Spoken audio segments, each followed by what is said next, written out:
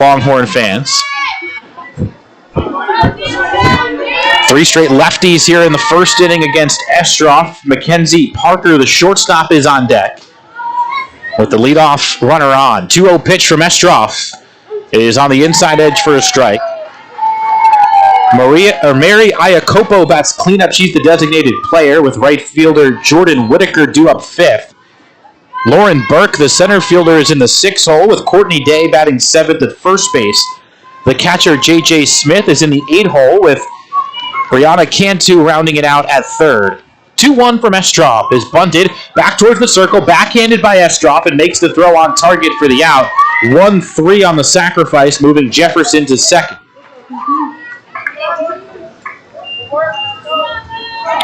So Texas, after beating Clemson 4-0, has got to feel pretty confident going into this game because last night Clemson beat FGCU 11-0. That was a game that was competitive for a while. It was 3-0 in the 4th inning. And then Clemson exploded against the FGCU bullpen. That one's fouled back for strike 1. But now with no more doubleheaders on the docket this weekend, FGCU can stack their best pitchers, and Estroff might be their best pitcher. Of course, all 3 of their starters are still trying to sort out the pecking order. All 3 of them, either didn't pitch or barely pitched for FGCU last year. They've got 2 transfers and then the lone returner Estroff. But the other 2, Oaks in center field, and Hume, the JUCO transfer, could also pitch in this game. That one's high for ball 2. Hume got the win in her first college outing against LIU yesterday. And then Oaks kept Clemson in check. We mentioned it was only 3-0 in the 4th inning. That's when they took Oaks out of the game, and then the bullpen surrendered the other 7 or 8 runs. 2-1 is fouled off the glove of the catcher. Maybe not. Jefferson's going to head down to 3rd, and no argument from Peterson. That was just a muff, so a pass ball advancing Jefferson to 3rd. It is strike 2 on Parker, who chased that pitch high. So any sort of ball in play would likely score a run for Texas, as that one misses away. A full count now on the Longhorns' 3-hitter. Parker, one of 5 Longhorn hitters in the lineup tonight, ranked in the top 110 in the country in terms of individual position players. 3-2 is off the plate away, and there is another walk.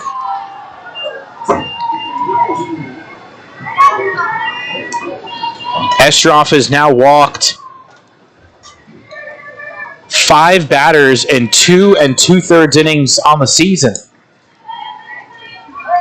Designated player number 33, Terry. And here is Iacopo. The walks late in the game last night against Clemson came back to bite FGCU. It was not Estroff giving them up, but they did hurt. Here's the pitch, as that one's in for a strike. Iacopo, one of those 5 position players in the top 110 in the country. That's according to both D1 Softball and Softball America. So while they're piecing together their pitching staff with some transfers, as this one is crushed foul deep to left field and towards that FGCU baseball field on the 3rd base side, strike 2. The lineup is very consistent. They return about 70% of the production from last year. It's about the average when you add up all the different categories. There's the 0-2, and it just missed away. A good spot there from Estroff. 8 of their top 11 hitters returned from last year's team. They did lose Taylor Ellsworth and Shannon Rhodes, a couple of players who really put up some impressive numbers. That one's looped out to center. It's going to fall for a hit, and Texas has taken the lead here in the 1st. Iacopo drives in Jefferson, and it's 1-0.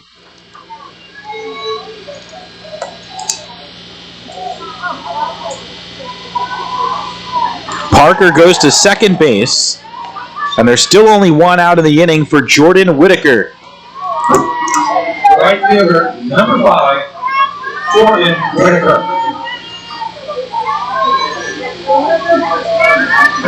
Texas winning game one despite picking up just 6 hits in that game as the off-speed pitch misses low.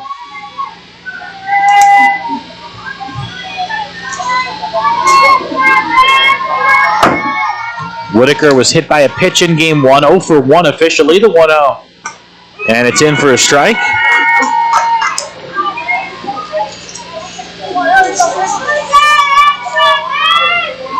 But Haley Dulcini was the story in game one for Texas, a complete game shutout against a ranked team. That one is cranked foul. That one is actually going to end up in the baseball field next door. That'll end up in right field as she was way out in front, strike 2. But Texas also has a couple of high-profile transfers in Logan Hulon from Houston and Estelle Check from NC State. Both of them over 70 innings last year at their respective schools, but Dulcini is the headliner. A 1.12 ERA last year for Fresno State. That one's low, 2-2. And then, as we mentioned, O'Leary, who is starting this game for Texas, is the top returner. She was number 1 on the team in innings last year with 161 innings and a 1.82 ERA. The 2-2 is ripped foul again, and all these Longhorn hitters seem to be out in front against Estroff. Well, we saw yesterday this FGCU team can really hit, but it is going to be piecemeal in the circle this season. Estroff, the 2-2, is on the outside corner. Strike 3 called. So Estroff gets Whitaker looking, and there's 2 down here in the first.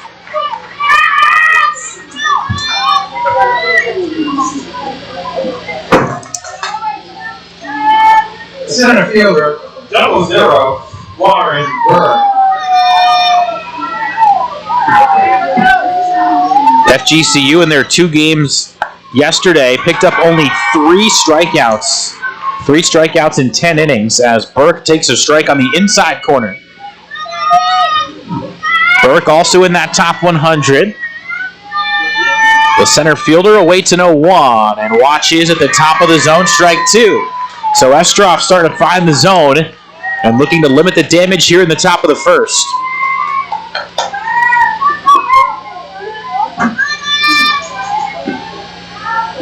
The 0-2 coming. Well high, Burke able to take it.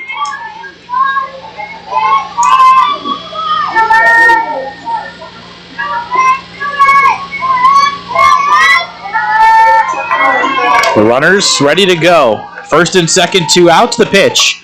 Lifted foul, Burke able to spoil that one and keep the at-bat going.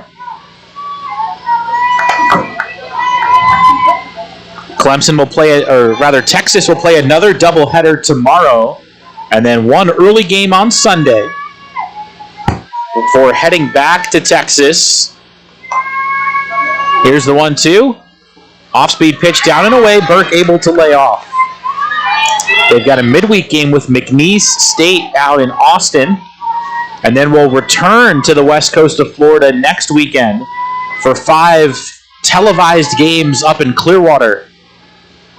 Here's the 3-2, and it's lifted down the left field line. Batterton coming in and towards the line will make the catch to end the inning. So Estroff able to work around the walks and allow only 1.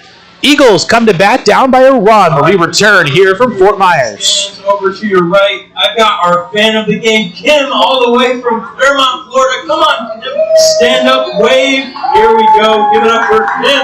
Tonight's fan of the game, NCH has been helping Southwest Floridians live longer, happier, healthier lives for over 60 years. Supporting the Eagles is like throwing a perfect game. Kim. Go Eagles! Go Eagles! There we go, fan of the game, Tim, over here, and fans also, you may now enjoy $5 beer and wine sales going on over at the concession stand, but only until the 5th inning, so hurry up, go get your $5 beer and wine for 21 and over.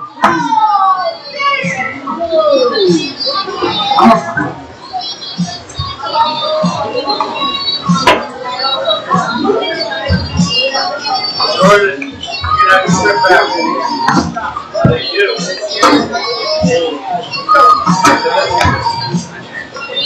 All right.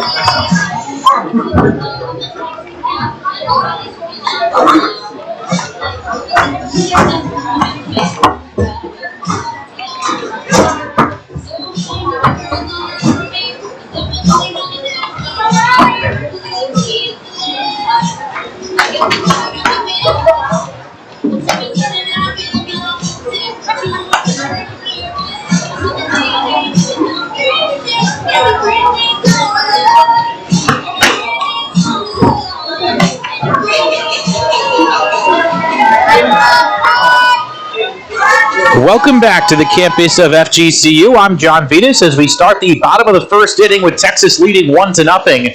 FGCU with a tough matchup tonight, going up against one of the best pitchers in the country in Shea O'Leary, the right-hander from California, in the circle for the Longhorns. Hard to believe O'Leary now in her 4th year with Texas. She is a redshirt junior. And the first pitch to Riley Oakes is swung out and missed for strike 1. It'll be Oakes, Batterton, and Kana Davis here in the bottom of the first. Lefty, lefty, righty for FGCU against O'Leary, who was the freshman pitcher of the year in the nation in 2019. That one slapped to third, and Cantu makes the play to retire Oakes.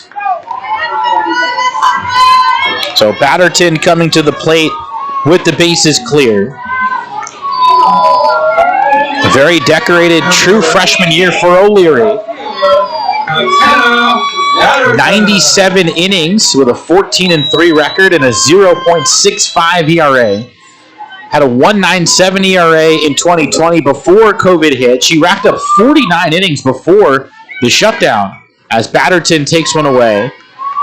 By the way, McKenna Batterton last night against Valerie Cagle, the Clemson ace, was 2 for 2.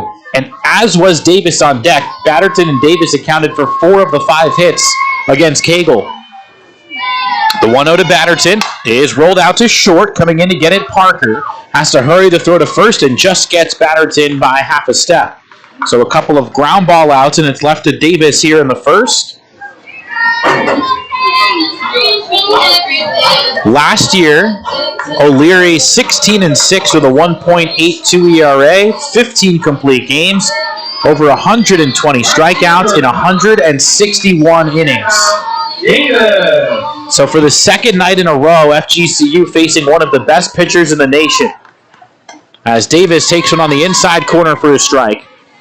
Davis has been the leader for FGCU's offense so far this season, 5 for 5 in the doubleheader yesterday with a walk, a double, and 2 RBIs. Having played 4 years in the ACC, and she takes another one on the inside corner, 0-2. Batterton and Davis yesterday between both games reached base in 11 of their 12 plate appearances. O'Leary ready with an 0-2, and it's low for a ball. Abby Thomas waits on deck, the designated player for FGCU. Neely Peterson, the catcher, is in the 5-hole in this one, with the pitcher, Emily Estroff, set to bat 6th. O'Leary's 1-2. Lifted in the air towards foul ground, and the catch is made by Smith, the Longhorn backstop. So the Eagles go in order. We'll head to the second with Texas on top, 1-0.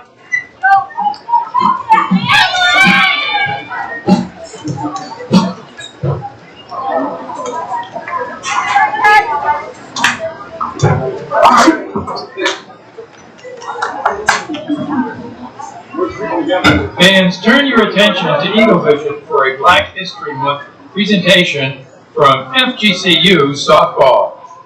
Hi, I'm Tyra Cox and I'm on the women's basketball team. The moment I felt valued as an athlete at FGCU was last February. Our coach, Carl Smisco, pulled us into the hospitality suite after practice and passed out a sheet that included several quotes made from Dr. Martin Luther King Jr. And we went through the list of quotes, and one by one we talked about what each quote meant to us, and we picked out our favorite quote. And we really just talked about the importance of equality and freedom and the importance of what Dr. Martin Luther King did for us. During February, in recognition of Black History Month, we'll be celebrating the contributions made by athletes of color at each home sporting event.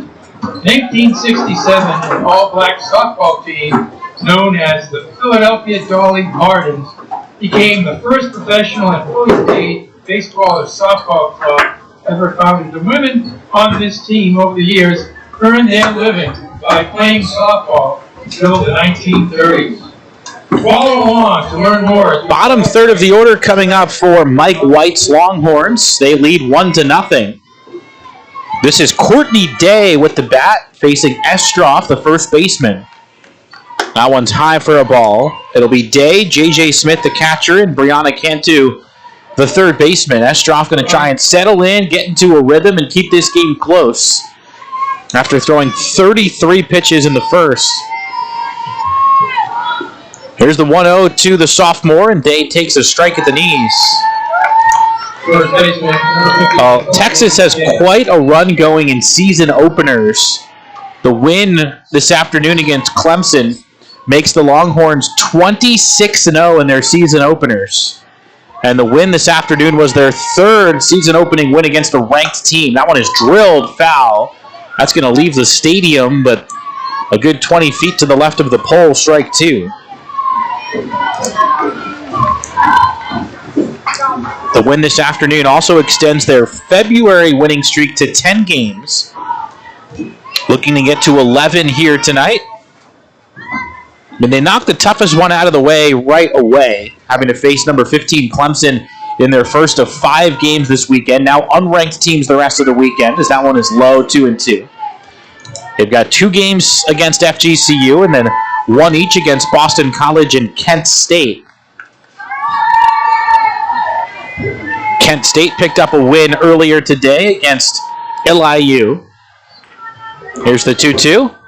That one's lined to left pretty deep. Batterton tracing it, and it's over the fence. A low line drive from Courtney Day leaves the ballpark, and Texas extends their lead to 2-0.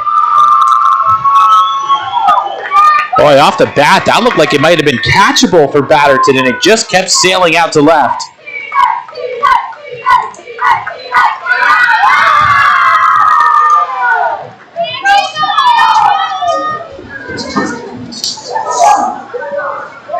First home run of the season for the Longhorns.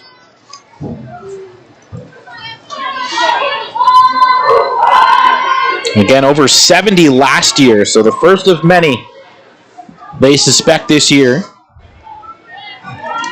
It'll bring up the catcher, J.J. Smith, Number 18, J.J. who was one of only 3 Longhorns to reach base multiple times against Clemson today. J.J. was 1 for 2 of the walk. The pitch is on the outside corner, strike one.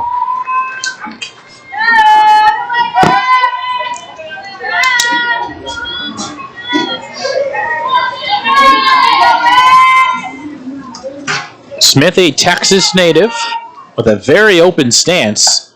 Watch it, one on the outside corner for a strike. That's going to be a pitch she may have some trouble getting to, as she is so wide open with her hips. The pitch just barely clips that outside corner.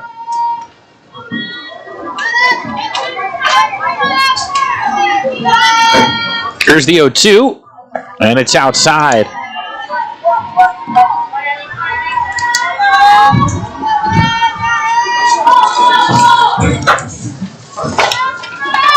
Smith hit .319 last season, only 6 strikeouts in 35 games. The 1-2 pitch, down and away for a ball. In fact, every qualifying hitter for Texas, so those top 11 batters we talked about earlier, all hit over 300. As that one rises high and the count is full.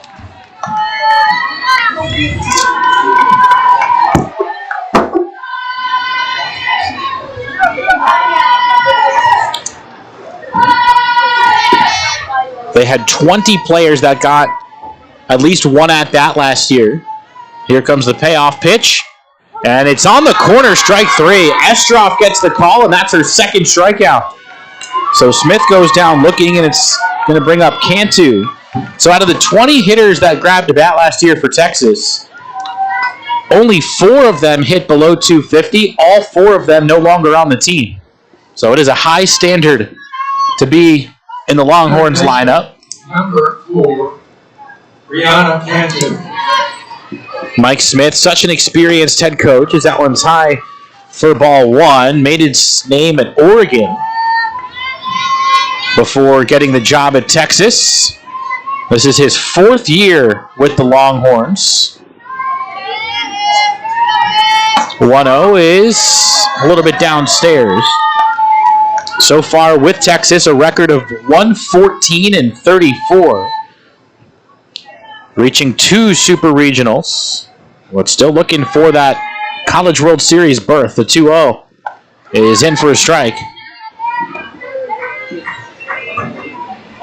They were 24-3 in that pandemic season. Got to the number 1 ranking in the country before things got shut down. Here comes the 2-1. And it's nubbed to the right side. Estroff will field and flips to first. A little bit high, but Huber able to reach up there and glove it for the second out. So Cantu retired, and it's all left to Jefferson here in the second inning. But White with an 800 winning percentage at Oregon. So he has done nothing but win in his 12 years as a head coach at the D1 level. Jefferson watches on the outside corner for a strike. Estroff is going to continue to try and live there if she can get that corner.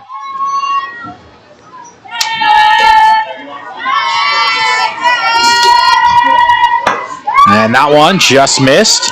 Coach Dero said that with his 3 pitchers this year, he really believes in them for 2 reasons. 1, they throw strikes, and 2, they locate within the strike zone. Here's the 1-1. Outside ball 2. None of the 3 are overpowering. None of the 3 have any trick pitches or 5-pitch mixes. Mostly just a 3-pitch mix for all 3 pitchers, but they locate, they battle, and they don't give up. They don't shoot themselves in the foot, I believe is the term he used. That one's fouled back 2-2. So trust in Estroff, the senior, to go up against the number 10 team in the country. Oaks really handled Clemson pretty well for 3+ innings last night. Estroff trying to finish off the second. That one's looped out towards foul ground. It'll land in on the warning track. No chance for Batterton to get there.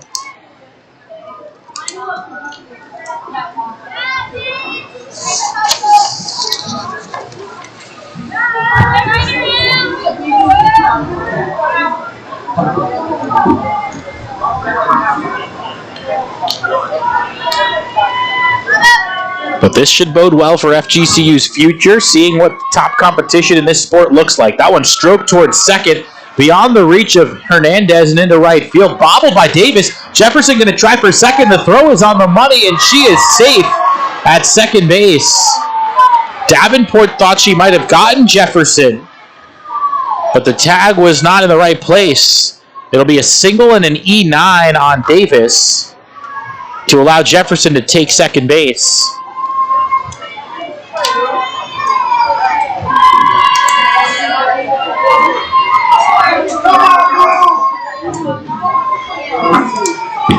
So that gives Lou Gilbert a chance to extend the lead, already at 2-0. Just a little bobble by Davis, and Jefferson did not hesitate. With 2 outs, that's a gamble you take every single time. Number 12, Lou Gilbert. But also a gamble that a lot of other players would not have cashed in on. Gilbert, a sac bunt, her first time up, looking to swing and takes a strike on the outside corner.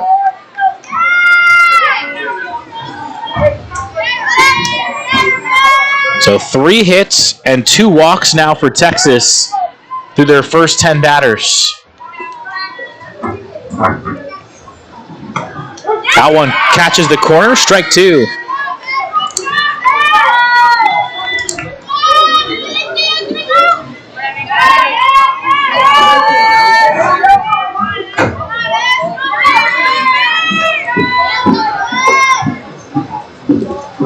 pitch. Swing and a miss, strike three. Estroff goes up the ladder and strikes out Gilbert. 3 strikeouts through the first 2 for Emily Estroff. Texas, though, adds a run on the home run by Courtney Day. Eagles looking to get the bats going after this. All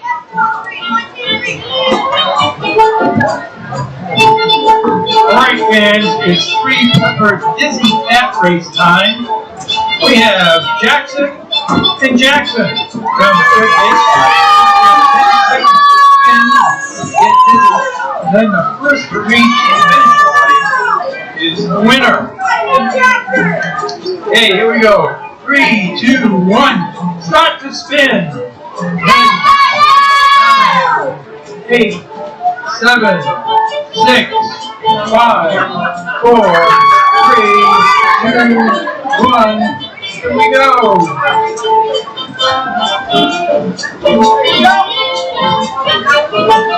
Looks like a tie between the two Jacksons. No Jackson will win this race. Congratulations, Jackson and Jackson, for your participation.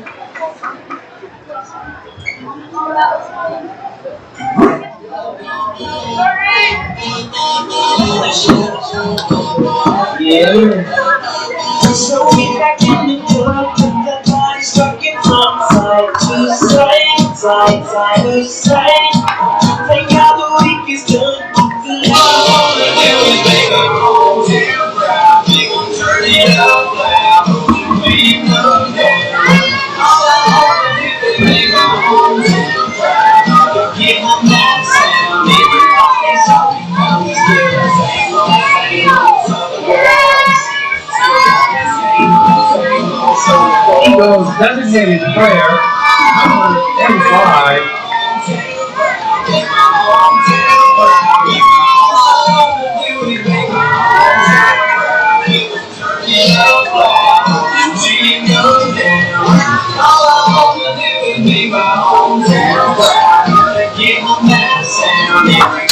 Looks like Texas is going to start this bottom of the second inning with a change at third base, as Texas turns to number 28.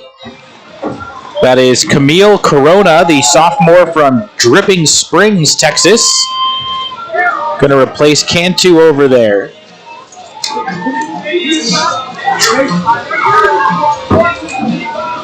FGCU will have the middle third of the batting order up against Shea O'Leary. FGCU went down on just 8 pitches in the first inning. 2 ground outs and a pop out. So Abby Thomas starts things. Junior from right here in Fort Myers. O'Leary still getting warmed up.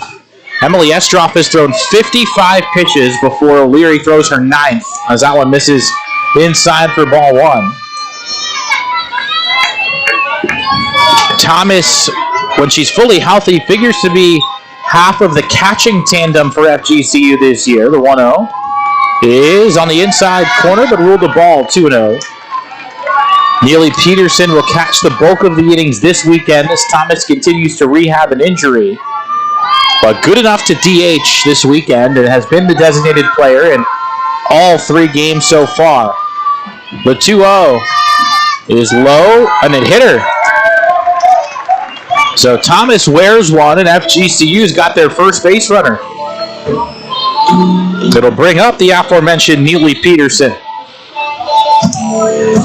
Peterson, a junior college transfer, really raked last year, playing up in Gainesville at Santa Fe College. Hit .339 with 11 home runs, 35 RBIs. Nobody on FGCU got to 11 home runs last year, so that total would have led the Eagles as that one hits the corner for a strike.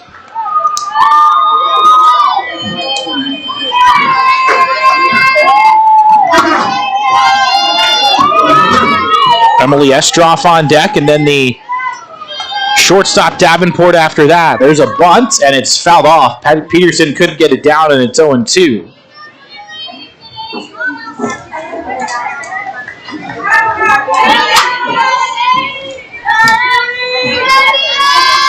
So Peterson in her first weekend at the D1 level, having to face Valerie Cagle of Clemson, and now O'Leary of Texas. The 0-2 is a little bit low for a ball. O'Leary, 6'2", went to Valencia High School in California, and an applied movement science major at UT.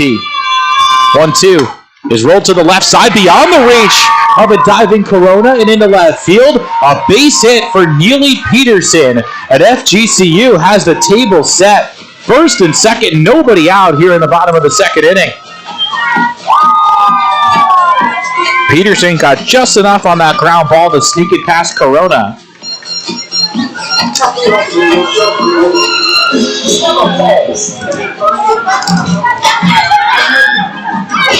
And now Emily Estroff can help herself. Now Estroff is going to bat right-handed, and we've talked about this throughout this weekend, that she bats right-handed and left-handed, but you can't even really call her a switch hitter because she'll do both against righties and lefties. There's a bunt pushed in the air, foul, and the catch is not made as two Longhorns collide over at first. I mean, she switch hits, but she doesn't do it the conventional way, batting lefty against righties and righties against lefty. She's only faced righties this season, and this is her second or third time batting right-handed. The rest of the time she's been left-handed. So not sure exactly what goes into it. But against O'Leary, she's going to bat right-handed with runners at first and second and nobody out. Corners are in, expecting another bunt attempt here. The 0-1 is down and in for a ball, 1-1.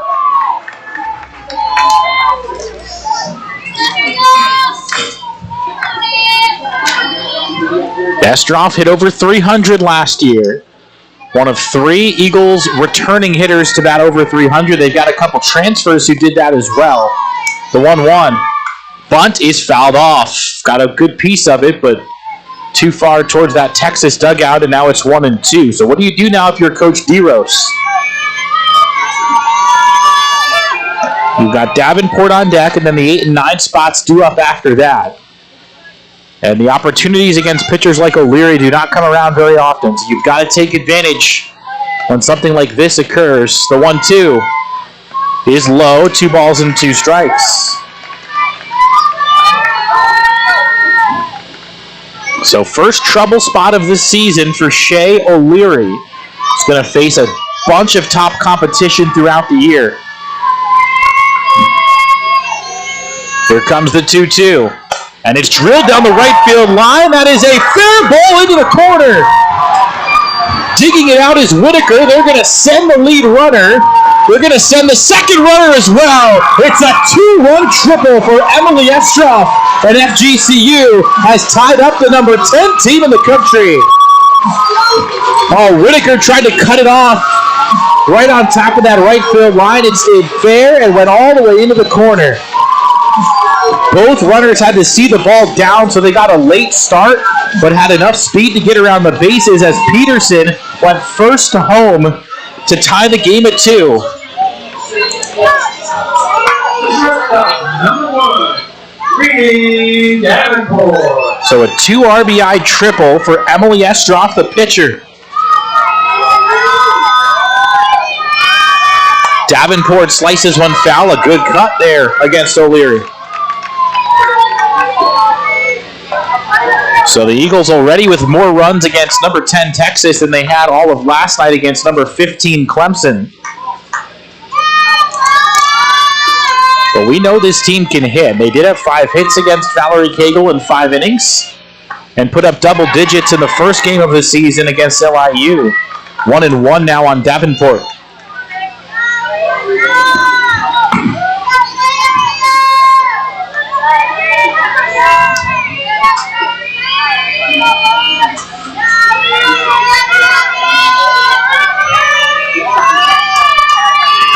O'Leary fires.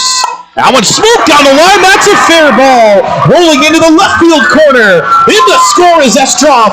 Heading for second is Davenport. It's an RBI double for the Eagles senior. And FGCU has taken the lead on Texas.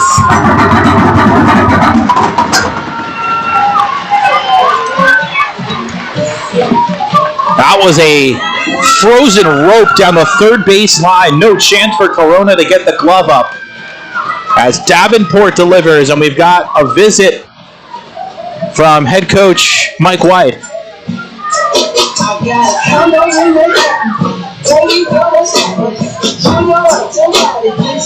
So an explosion here in the second for FGCU. 3 consecutive base hits from the 5, 6, and 7 hitters, and now Hope Hernandez has a chance to add on.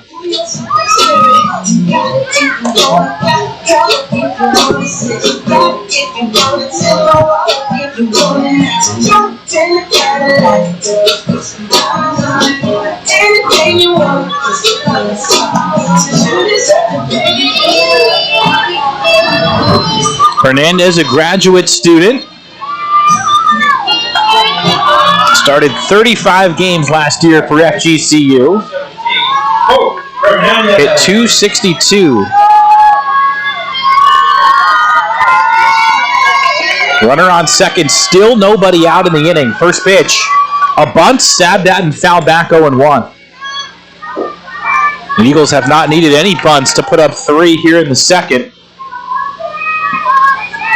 But Coach DeRose trying to make something happen. Hope can run a little bit, and a lot of trust in Jordan Gendron, who has come into the on-deck circle to potentially pinch hit for Amaya Gaynor.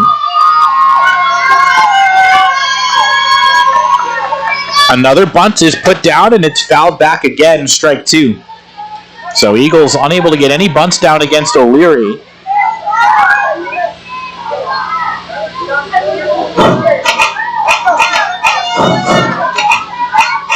But all kinds of life now infused into that third base dugout. FGCU has the lead here in the second. The 0-2 is chopped to the right side. That'll move the runner. Jefferson fields and flips to first. Hernandez clapping her hands, knowing she got her job done. Didn't get the bunt down, but still advances the runner. So that's the first out here in the second inning, as Jordan Gendron comes to the plate to pinch hit for Amaya Gaynor.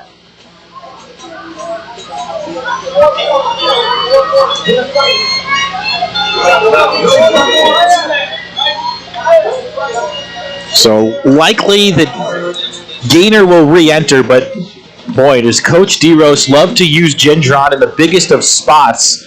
In the game against LIU, FGCU trailed 4-0, came back to win by the mercy rule, and brought in Gendron in a bases-loaded 2-out situation, and she crushed a 2-run double to really decide that game. And looking for some more thump off the bench here. Gendron, the junior, is ready to go against O'Leary. First pitch to Gendron is drilled to deep left field. Will it stay fair? No.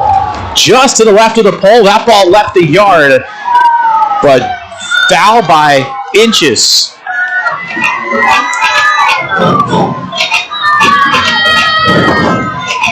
Boy, the momentum has firmly switched sides here in this bottom of the second. FGCU's dugout was in the process of becoming unglued before they saw that ball hook foul. The 0-1. Swing and a miss. Gendron out in front, strike 2. Coach DeRose says, take a breath.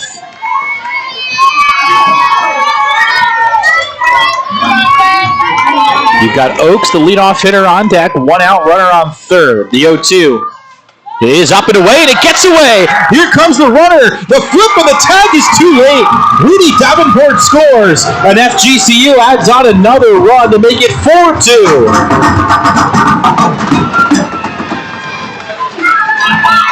So the wild pitch by O'Leary brings home the run.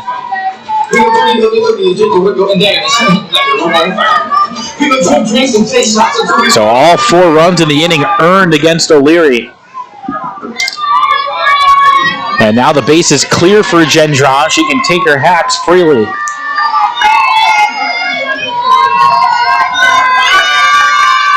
The 1-2 is fouled back. Another good rip.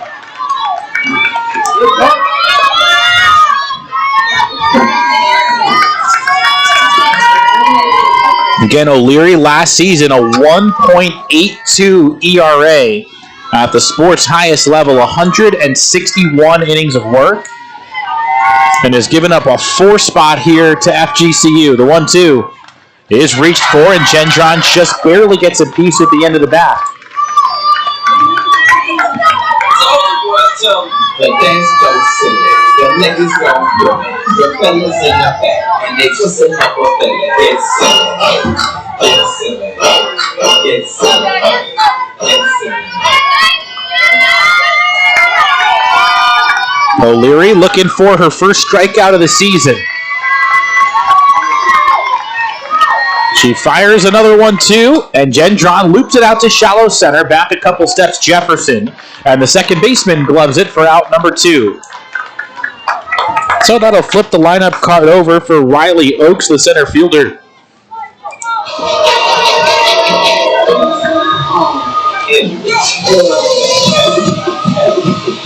And if O'Leary doesn't go the distance in this one, Texas will likely be turning to a transfer to make their first college or first Texas appearance.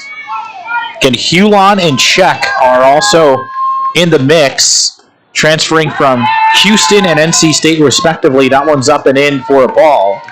You also have the freshman Sophia Simpson available. So we'll see where Texas goes if O'Leary doesn't go the whole way here. 1-0, the pitch to Oakes. That one sliced down the left field line and foul out of play, 1-1.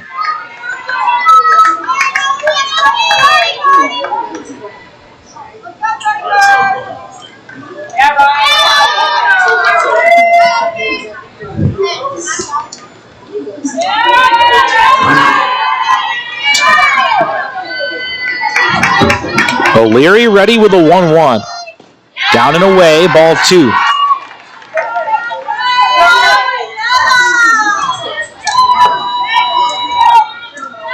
Oh, there's no question FGCU's bats are believing right now.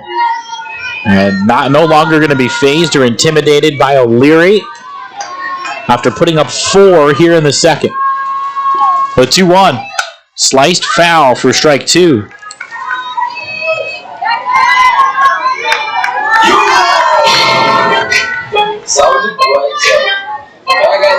O'Leary now up to 28 pitches in this inning.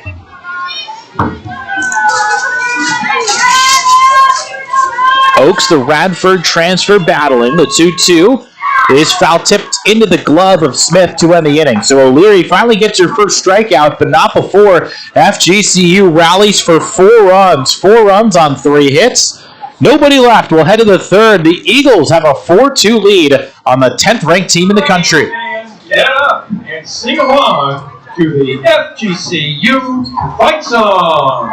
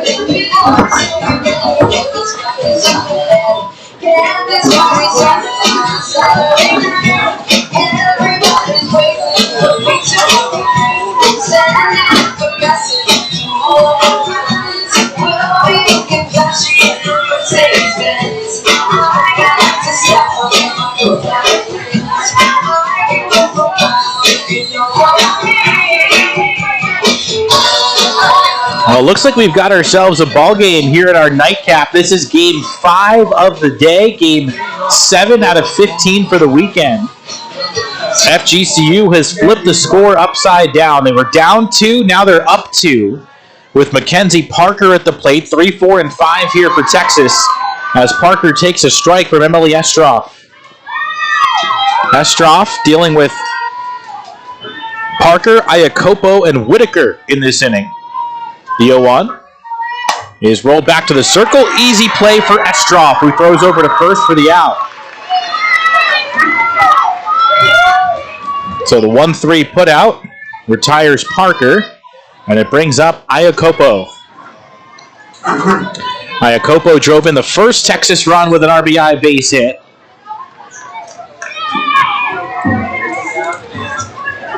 Number 33, Mary Iacopo. And she takes one away for a ball, 1-0.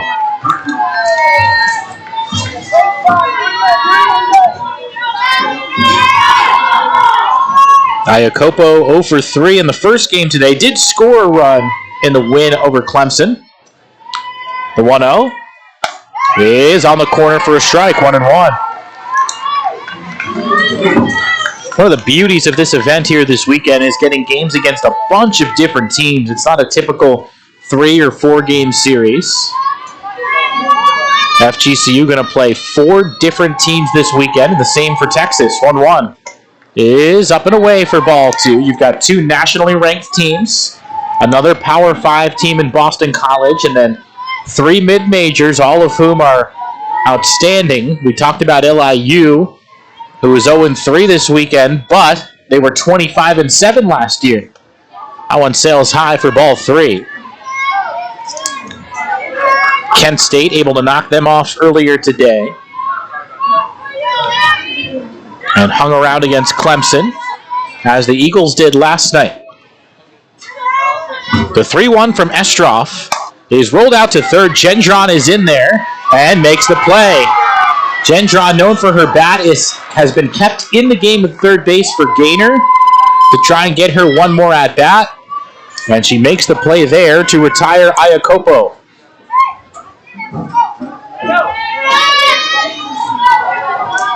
So now Whitaker with 2 outs and the bases clear.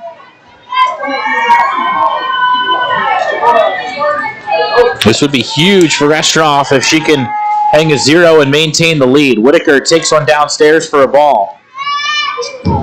Estroff already up over 60 pitches in this one, but working with a lead for the first time. The 1-0 is up and away, ball 2.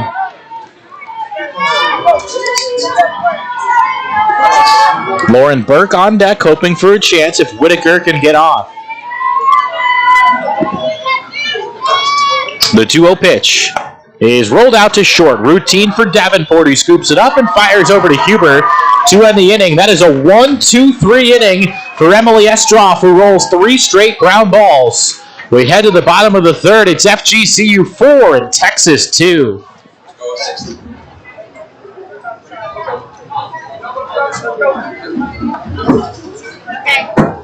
Alright, fans, our interns are up in the stands, and it is time for the air guitar challenge. Here we go. We have Odie and we have Maya. Alrighty, you're going to have 30 seconds to rock out, then the fans will pick the winner. Here we go.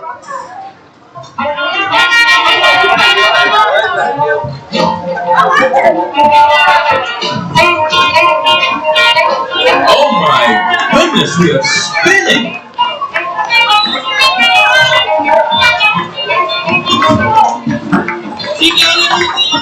Alrighty, it's time to vote. Here we go.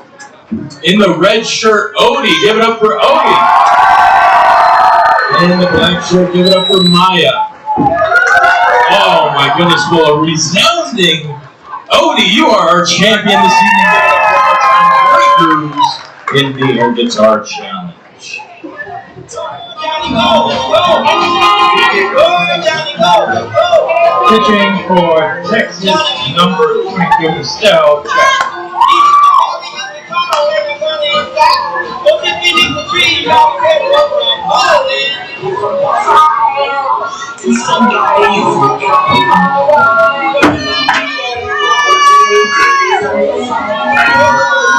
Bottom of inning number 3 here at the FGCU softball complex, and Eagles looking to add to their lead against a new pitcher.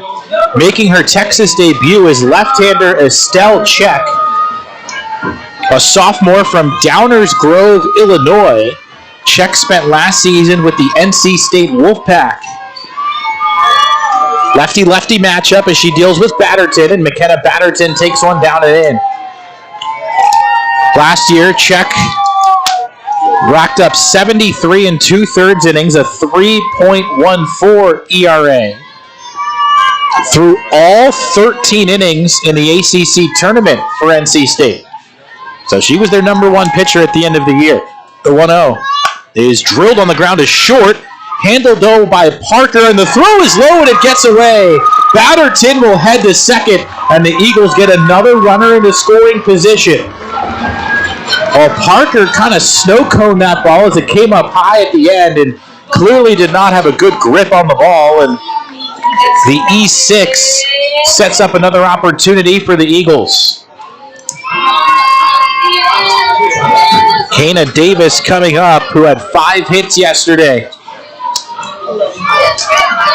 Now, one thing playing in FGCU's favor here, Check is not a strikeout pitcher. Only 39 strikeouts in those 73 innings last year for NC State.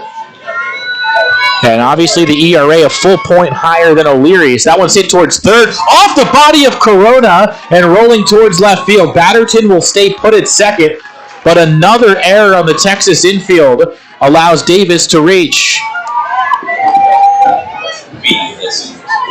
So an E6 and an E5 have set the table for Abby Thomas.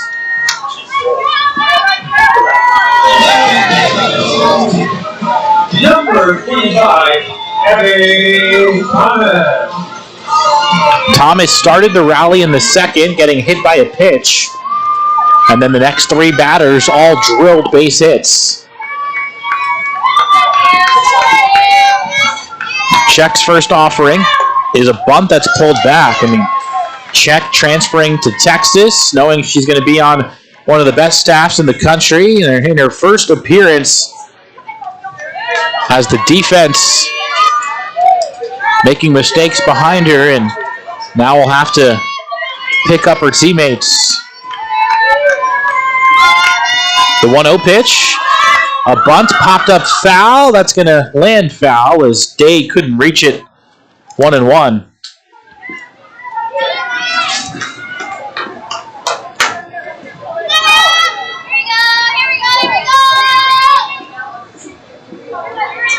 Check got some experience against some of the top teams in the country last year for NC State.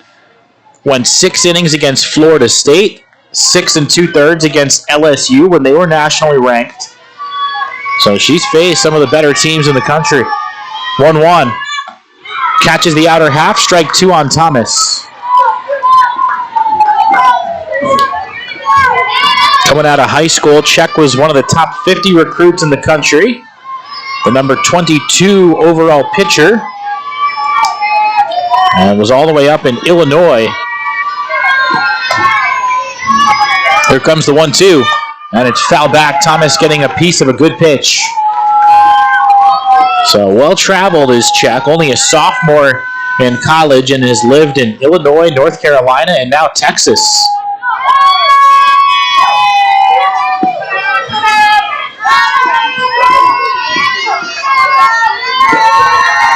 Thomas battling here. Awaiting another 1-2 from Check.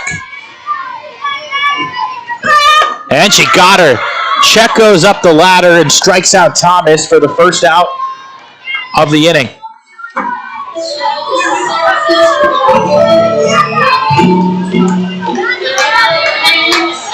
Number 8, Neely Peterson. So her first Longhorn strikeout there.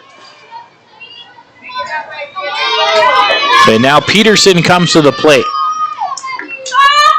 And the off-speed pitch in for a strike. Peterson started the 3 consecutive hits in the second inning. She singled before the big swing from Estroff. First and second for FGCU.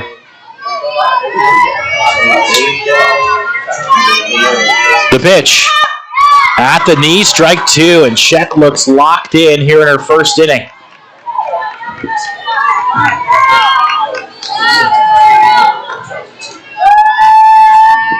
Corona and Day guarding the lines, which is where FGCU went for their 2 extra base hits in the second. The pitch is drilled to left field, a base hit. Gilbert over to cut it off. They're going to hold the lead runner Batterton, and FGCU's got the bases loaded here in the third. Peterson is 2 for 2.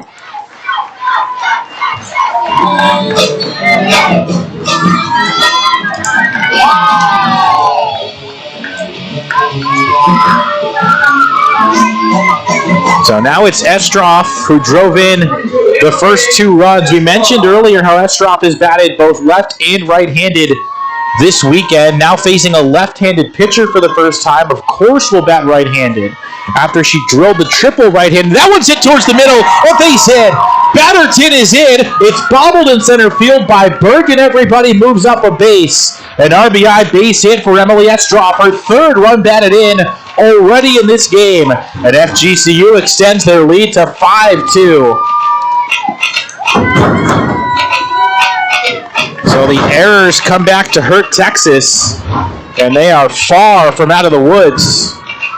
Peterson and Estroff now 2 for 2.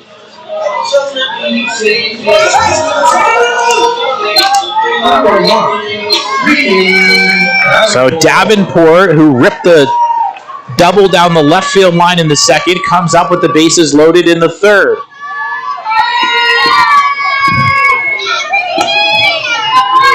First pitch is slashed foul, a little bit late, strike 1. Hernandez on deck, and then Gendron. As Smith goes to the circle to try and make sure Czech is under control here. She was very fired up after the strikeout to Thomas, but is now allowed back-to-back base hits.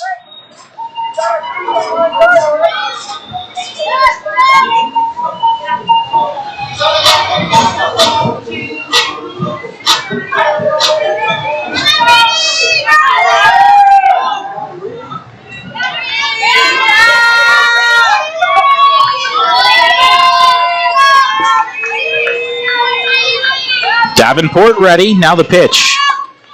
Just missed outside, 1-1.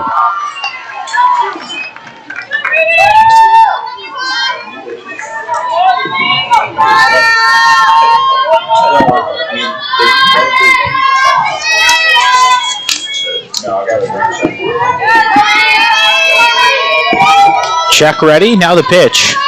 And it's looped towards the circle. Off the glove of Czech. It's a fair ball and everybody's safe. Another run comes in. Everything going the Eagles' way. Czech got the very end of the leather on the ball, and it spun even further into foul ground after she touched it in fair territory. I think that's going to have to be an RBI infield single. And so Davenport has 2 RBIs. And it's 6-2 FGCU. Hernandez with a chance to add on. That one's low, ball 1.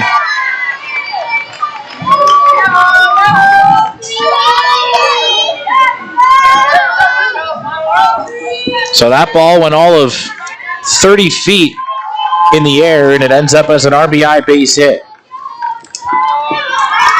The 1-0 to Hernandez. Down and away, ball 2. There's nowhere to put her. Gendron on deck can really swing it.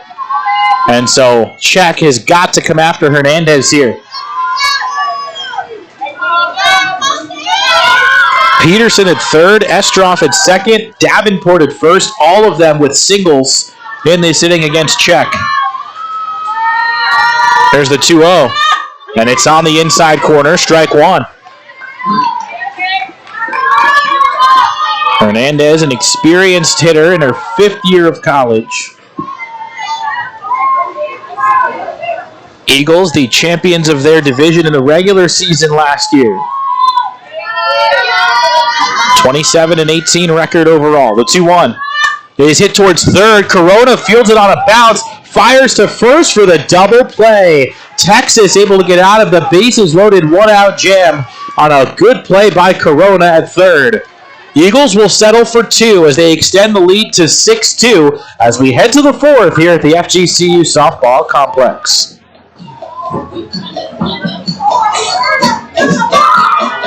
Congratulations to our second section of the game, Section B. The Beyond Sausage Sandwich from Duncan is here.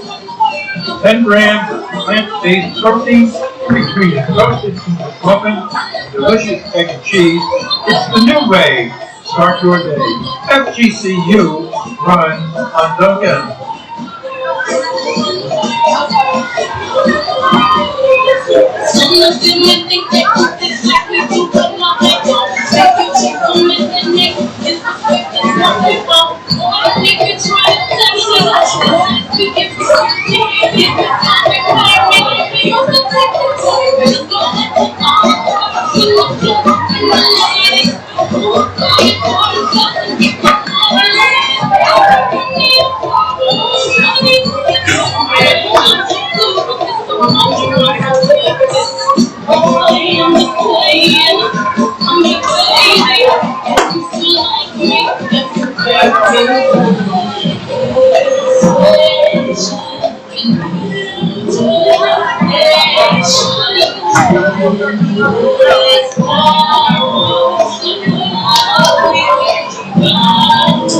John Vitas welcoming you back to Fort Myers as Lauren Burke leads it off against Emily Estroff, who is retired 4 in a row after giving up a couple of early runs.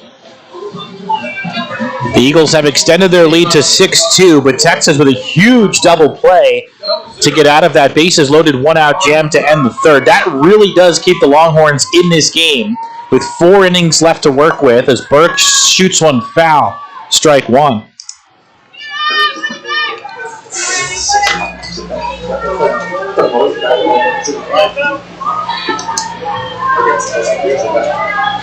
Regardless of what happens the rest of the way for FGCU, this would obviously be a signature win if they can pull it off. The 0-1 is on the corner for a strike. Estroff is located better and better as this game has gone along. Burke, a native of Oregon's, which of course is where Coach White made a name for himself. That one rises high for ball 1. We didn't mention it earlier when we talked about Coach White's background, but he is from the country of New Zealand, but has made a name for himself here in the States with more than a decade as a D1 head coach. 1-2 is hit on the ground to second. Hernandez is able to field on a couple of hops and flips over to first for the out. That's 4 consecutive ground ball outs and 5 consecutive outs overall for Estroff. And now it's Courtney Day who lined a home run over the left field fence in her first at-bat.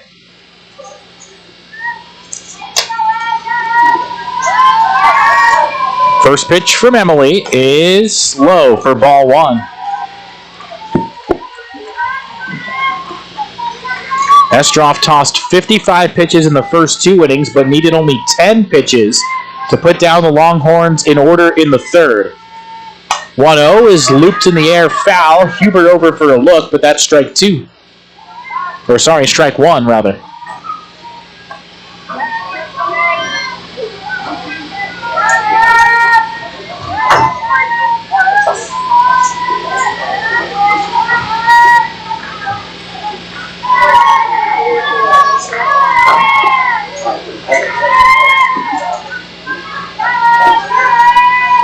The righty fires, and that one's looped out to right. Could be trouble. Hernandez racing out, makes the catch. A running two-handed grab for Hope Hernandez to rob Courtney Day. So Hernandez makes both plays here in the 4th, and J.J. Smith is the last chance for Texas. Number 18, J.J. Smith.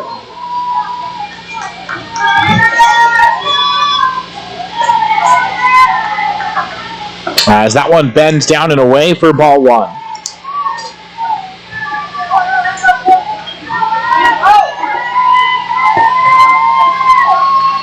Outfield deep with 2 outs and nobody on. Same for the infield as well. Smith, an excellent hitter.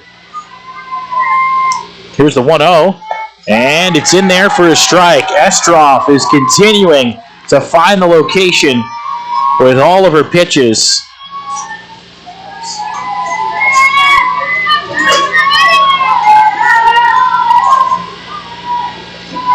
Here's the pitch. Drilled out to deep left center field. Going back is Batterton, and she's got room. Batterton makes the catch on the warning track, and Emily Estroff has put down 7 consecutive Longhorns. Halfway home from Fort Myers, it's the Eagles 6 and Texas 2. And we'd like to recognize the Jones family as today's Jason's Deli family, the Jones family from Pensacola, Florida. Visit Jason's Deli on Oswego Road or at their other Southwest Florida locations. Jason's Deli, it's a family thing.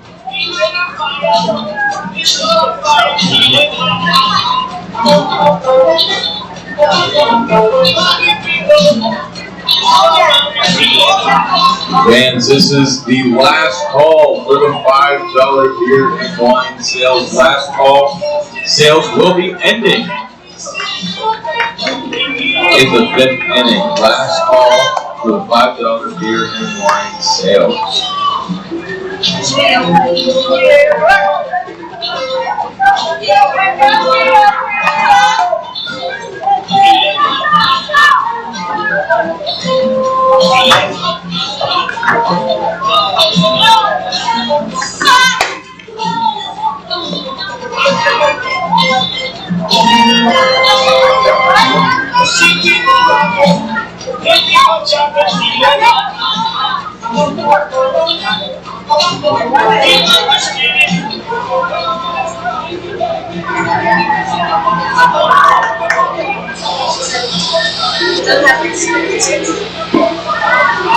We welcome you back to the campus of Florida Gulf Coast University, the host of this terrific tournament here this weekend. FGCU will host another tournament next weekend before hitting the road. Jordan Gendron leads it off against the left-hander Estelle Check.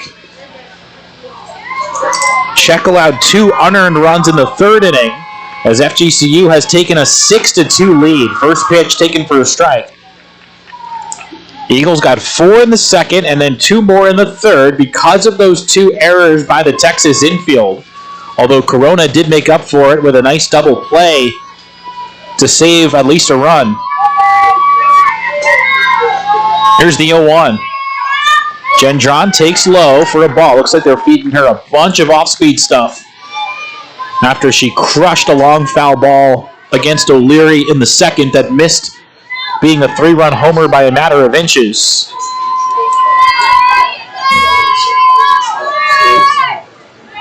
Check has the sign. Now the 1-1. Upstairs, ball 2.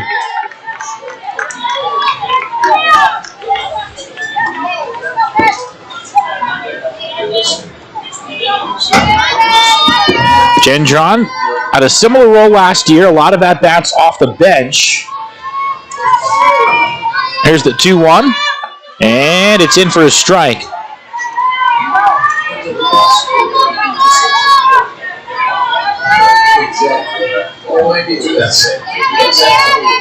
Gendron had 29 at-bats despite making only 10 starts.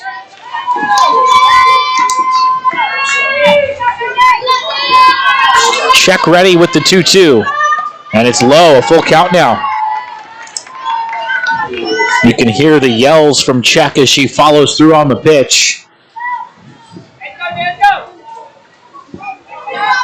Really tried to fire up Smith and her teammates after the strikeout of Thomas, but it went south from there in that 3rd inning.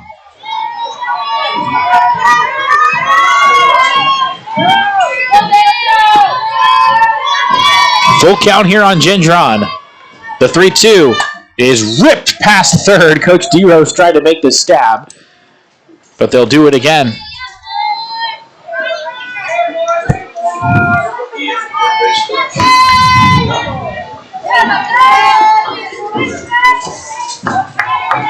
FGCU last year with only 11 home runs for the season. Gendron had one of them.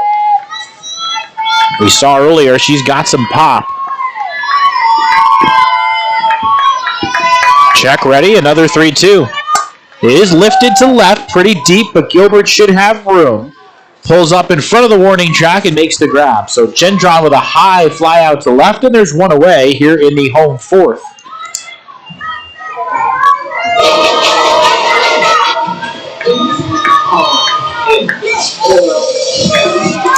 So now Riley Oaks with the bases empty.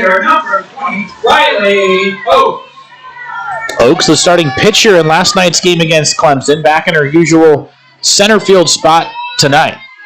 Left on left matchup, and she skies one to left. Coming in is Gilbert this time, and Gilbert makes another grab to record out number 2.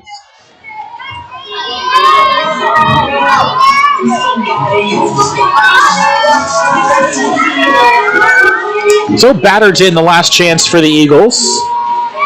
Reached on the error and scored in the previous frame. 0 for 2. Batterton was the Eagles' second leading hitter last year. Batted .324 with more walks than strikeouts. And takes one down the middle for a strike.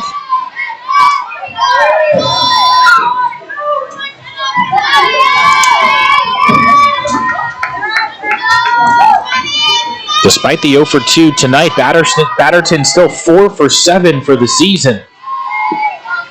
Here's the 0-1, and it's well high for a ball. But when Chet leans into it, she can really bring it in terms of the velocity. FGCU had no trouble with O'Leary's velocity because she throws hard as well. But a different look here with the lefty in the circle. 1-1. Is up and away, ball 2.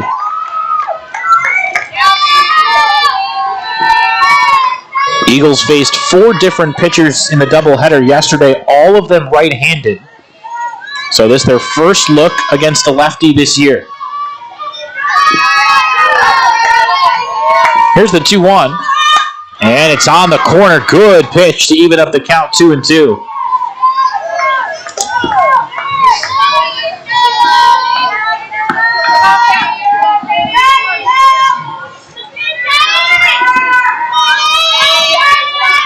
Batterton looking to prolong the inning through Kana Davis, who waits on deck. The pitch, low, a full count now.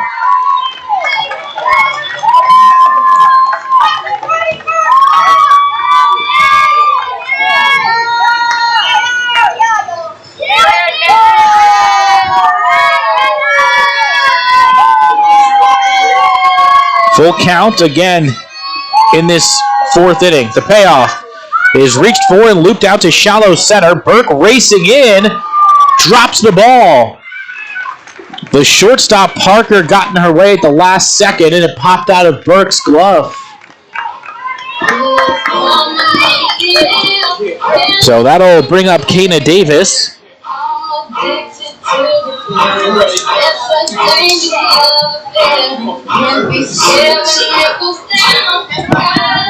That will go down as a base hit for McKenna Batterton, as Burke was on the run there. Davis, like Brad Batterton, reached on an error and scored in the last inning. That one down the middle for a strike.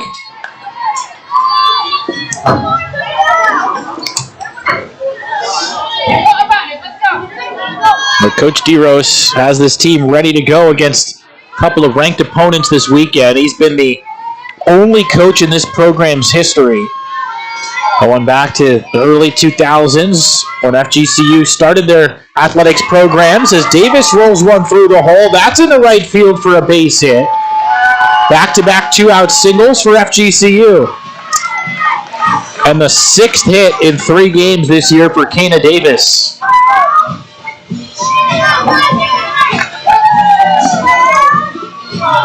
So Thomas will have a chance to add on to this 6-2 lead. as Davis is going to be pinch run for. That is Avery Villancos coming in to run for Davis. Villancos is an outfielder, so she may stay in after this pinch running appearance. Now batting number 25, Abby Thomas. And Thomas at the plate with 2 outs and 2 on.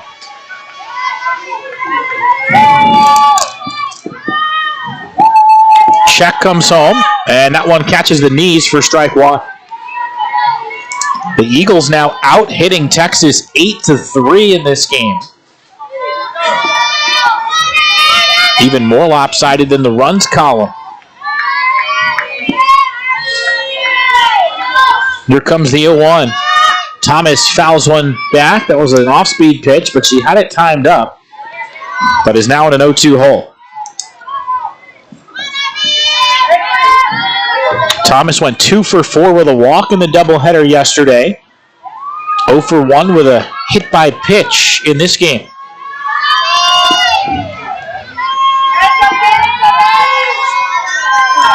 Estelle Check with an 0-2. That one's rolled out to short. Parker charges, fields, and fires onto first to end the inning. So Check surrenders a couple more hits, but puts up a 0 as we head to the 5th here in Fort Myers. FGCU leading by 4. Coach develops a winning game plan, provides guidance and discipline that leads you to success. Same is true with your personal finances, right, Al? Absolutely. As Southwest Florida's certified financial planner professional, I go beyond typical financial planning. I help you understand how markets work and develop a strategic financial plan to meet your goals. Do you have the right financial game plan? If you are not 100% sure, give Alfie a call today. Eagle fans, get your newly designed FGCU license plate at fgcu.edu/license plate. Proceeds benefit the FGCU Scholarship Fund. Do you ever feel like a possible drifting through the wind, wanting to start again? Do you ever feel just a paper thin, like a house of cards, no completing in? Do you ever feel already very deep, just behind the screen and no one seems to hear a thing? Do you know that there's still a chance for you? There's a spark in you, you just gotta ignite the light and let it shine. Just on the night,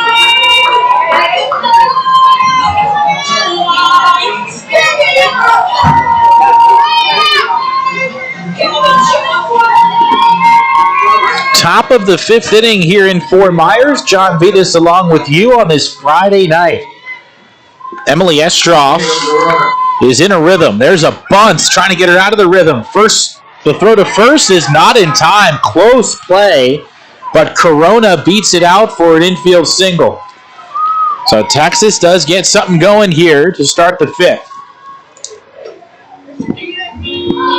Coach DeRose wants to know if there was a bobble, and the first base umpire says yes.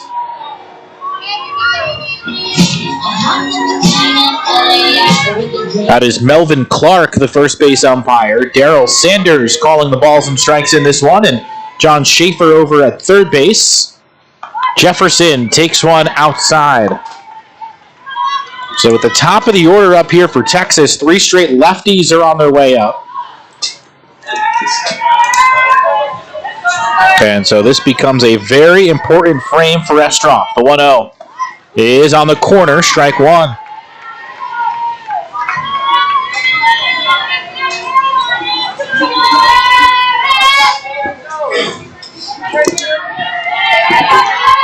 Gilbert on deck, and then Parker. These top 4 hitters in the lineup for Texas, all in the top 110 in the country in terms of ranked position players. That one's up and away, ball 2. So Estroff having to go through that tough part of the order for the 3rd time tonight. Gotta wonder if Coach DeRose has had Oaks or Hume warming up when the Eagles were batting. 2-1 is on the corner, strike 2. Hume got the win yesterday over LIU. It is a pitcher only, so she can warm up while Estroff is in the circle. The other top pitcher for the Eagles, Oaks, is in center field. The 2-2 is lifted foul off the left side as Jefferson stays alive.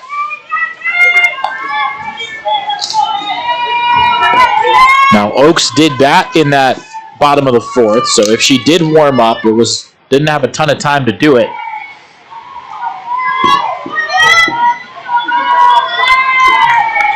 Here comes the 2-2, and it's rolled towards the middle. Hernandez is there, bobbles and has no play. Texas with 2 runners on to start the inning. And the speed of Jefferson getting in the head of Hernandez, who just barely bobbled that ball, and that extra beat was all Texas needed for both runners to advance. Number 12. That's an E4 on Hernandez. Since there was a bobble, you generally can't give an error for slow play. That one's on the outside corner, but called a ball. But that ball did pop out of her glove, and that was all she wrote on that play. 1-0 now on the lefty Gilbert, who can really swing it. Texas with 9 outs to play with, and something brewing here in the 5th. The 1-0 from Estroff. Down and away, and called a strike that time.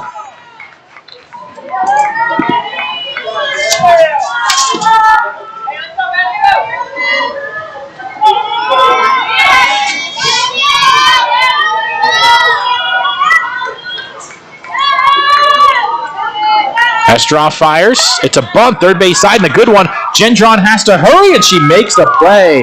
Great throw by Jordan Gendron across her body to retire Gilbert for the first out of the inning. So Gilbert, the Baylor transfer, will get credit for a sacrifice to move the runners to second and third.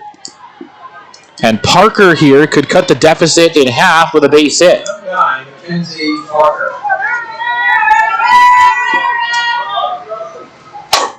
That one's looped foul in between the lead runner Corona and the head coach Mike White.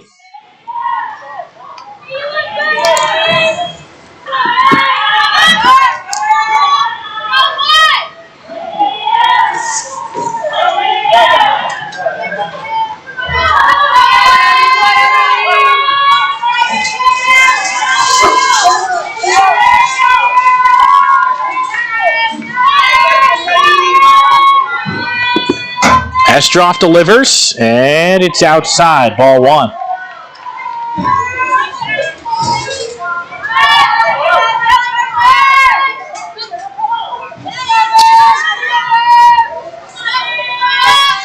The pitch to Parker, grounded foul again towards that third base side. Strike 2. Estroff closing in on 90 pitches here in the 5th. Looking to keep this nationally ranked lineup in check. Mixing speeds, hitting spots. Trying to get out of a big jam here. The 1-2.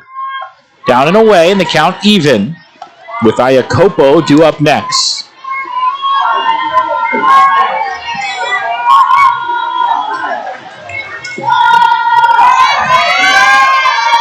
Estroff delivers, and it's fouled back. Parker slicing one to the screen. Estroff has 3 strikeouts in this game, but all 3 came in the first 3 innings. She was at her best in the third and fourth, pitching to contact.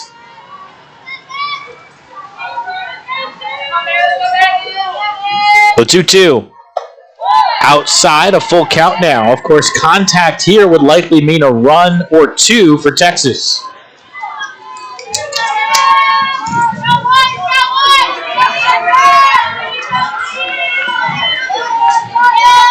Estroff, the deep breath, and a huge pitch. Drilled down the left field line, but hooking foul. Batterton was over for it, but couldn't get there. So Parker gets another chance, about to see the 8th pitch of the at-bat here. and the 16th pitch overall tonight against Estroff. So she has seen plenty of Emily Estroff, who is unloading the kitchen sink here in the 5th. Another 3-2, and it's high ball 4. Outstanding at bat from Parker, and the tying run comes to the plate in Mary Iacopo.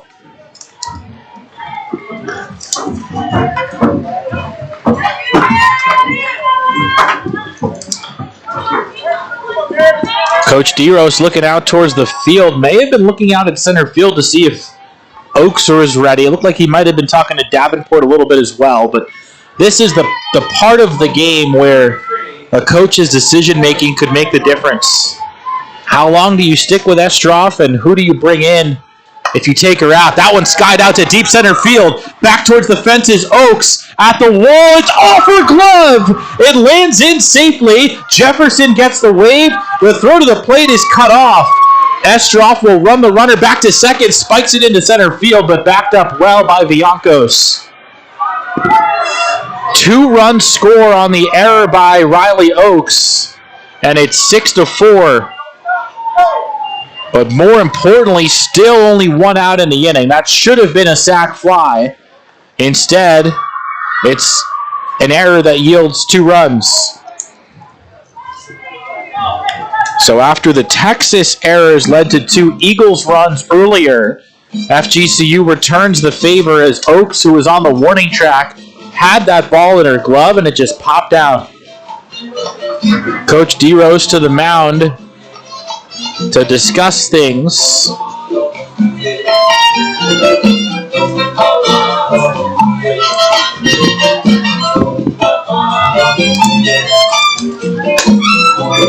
Trying to settle that infield down. Hernandez had the error earlier, so the innings that led to the largest number of runs for both teams sparked by a couple of errors in the same frame.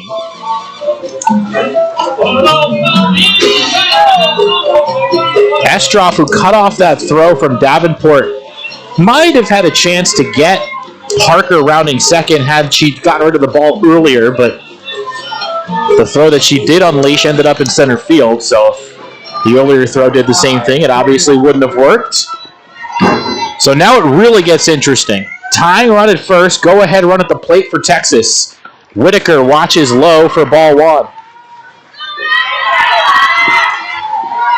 Has to be frustrating for Estroff, who in her mind has gotten 3 outs already in this inning. The 1-0. Rolled towards third. Gendron Field steps on the bag. Fires to first. Double play. FGCU gets out of the inning with a great play from Jordan Gendron. Texas gets 2 runs back, but FGCU maintains the lead as we head to the bottom of the 5th.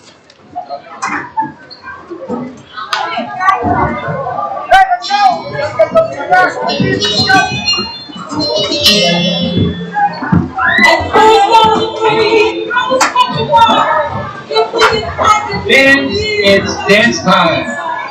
You notice Doug Gab and Dance want to our winning song, Cotton Eye Joe.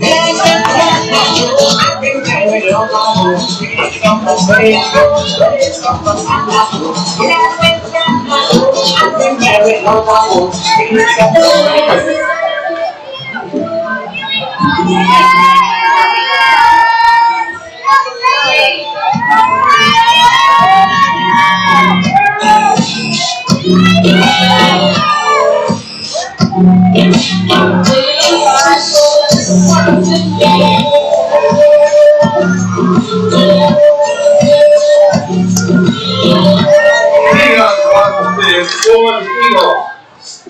Number 8, Neely Peterson. Neely Peterson leads it off for FGCU here in the home 5th inning.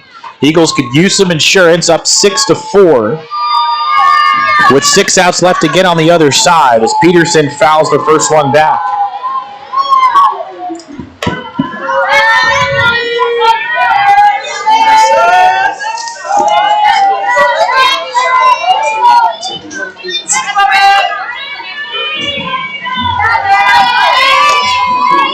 Check out for her 3rd inning of work in relief of the starter O'Leary. Peterson swings and misses, strike 2.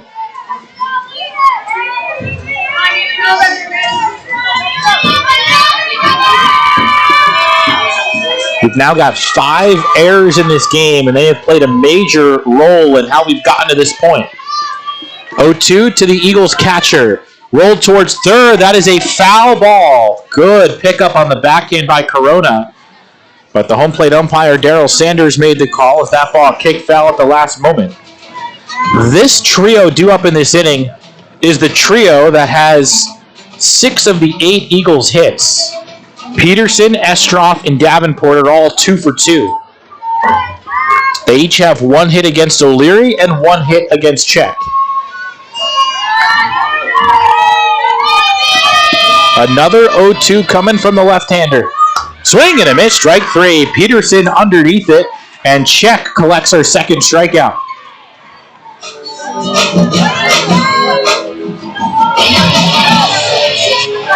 So now Estroff comes to the plate. Has driven in 3 of the 6 Florida Gulf Coast runs.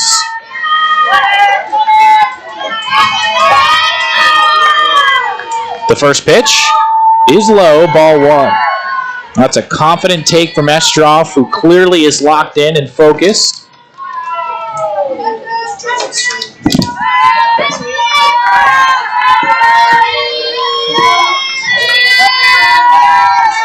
Check ready with a 1-0. And that one drops in to even up the count. This is turning into one of the best games of the tournament so far. We had a 1-run game earlier in the day today between LIU and Kent State, but most of the other games have either been lopsided or shutouts. Texas shut out Clemson earlier today, so they are 1-0. Here's the pitch, and it's on the outside corner, strike 2.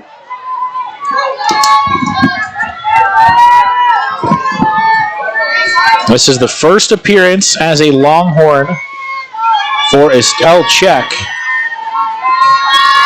Transfer from NC State. Here's the pitch, and it's a little low. Estroff draws the count even.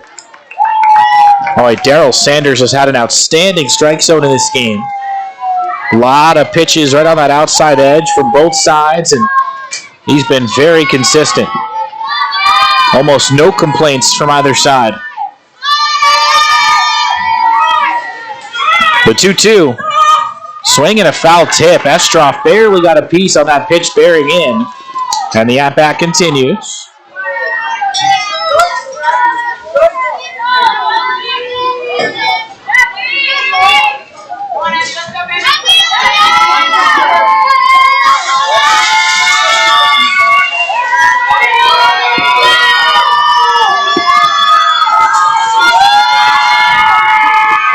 Check ready and delivers a 2-2. Swing and a miss. Off-speed pitch bearing away on Estroff. And it's back-to-back strikeouts for the Southpaw. You're starting to feel Texas sees the momentum back with a 2-run inning to start the 5th, and now dominant pitching from Check. Davenport the last chance for FGCU in this home 5th.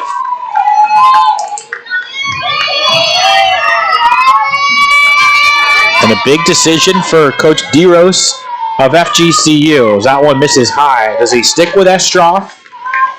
Does he go to somebody else? And if so, when? Longhorns have 6, 7, and 8 in the order due up in the 6th.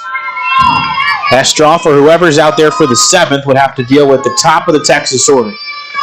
1-0 is on the inside edge for a strike.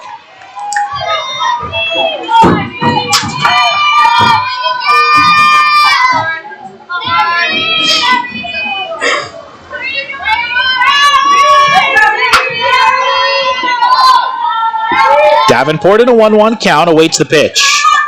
And takes at the knees. Close pitch, strike 2.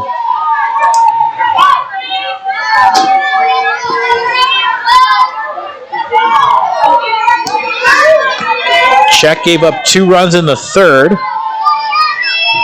Put up a 0 in the 4th. Looking for another goose egg here in the 5th.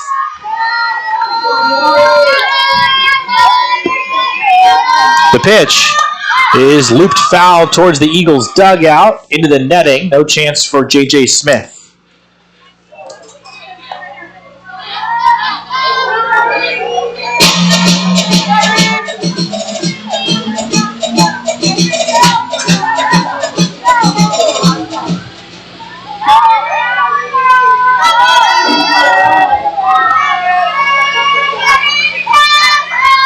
Check ready to go, trying to put away the Eagle shortstop.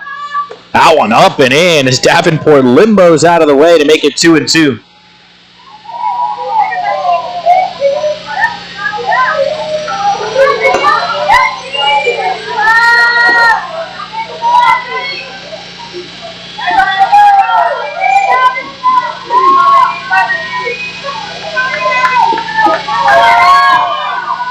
And that one's pulled foul. Davenport out in the front, but able to stay alive.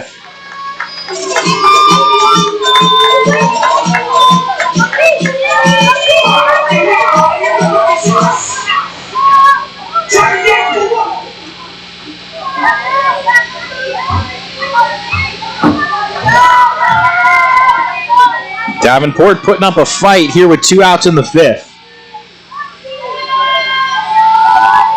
Check comes home, and it's low. The count goes full.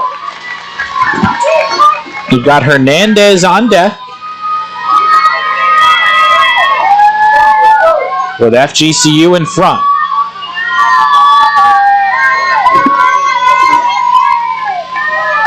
Davenport's been a fixture in the lineup for 4 years now for FGCU. Reaches for it, grounds it to Corona, who scoops it up and fires across the infield to end the inning. So it's a 1-2-3, bottom of the 5th for Estelle Check. We head to the 6th inning. It's FGCU 6 and Texas 4. You're watching FGCU softball. Congratulations again to today's Lucky Row, Section A, Roll 4. Everyone, support Albert. It's delicious.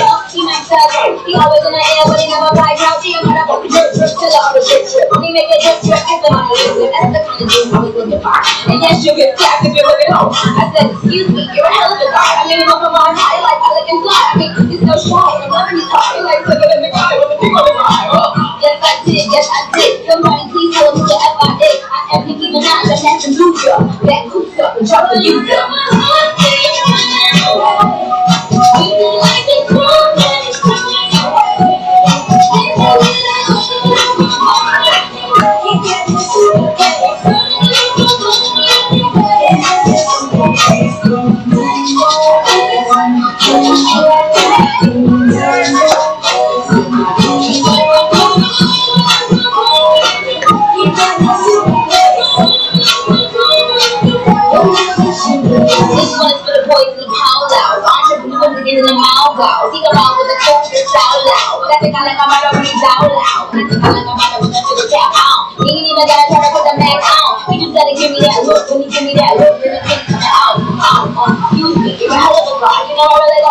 John Vitas, happy to have you along tonight from the FGCU softball complex. Lauren Burke will lead it off for UT here in the 6th inning. Emily Estroff back to the circle. That one's rolled to second. Hernandez has it, and that's out number 1. Huge sigh of relief for Estroff and the Eagles. 1 pitch and 1 out to start inning number 6. Hernandez, who committed an error in the previous inning, makes the play there. And now it'll be Courtney Day, who has a home run in this game. First pitch from Estroff is outside, ball one. Coach D-Rose sticking with the pitcher who got his team to this point. Estroff has been in there throughout, looking for one of the biggest wins in her college career. The 1-0 outside, ball two. You've got J.J. Smith due up next, and then the third baseman, Camille Corona, if anybody reaches base. After that, it's the top of the order. So Jefferson and Gilbert guaranteed at least one more at bat for Texas. 2-0. It is drilled to the gap in left center field. That's an extra base hit rolling all the way to the fence. Oakes digs it out, but not before Day cruises into second base with a one-out double.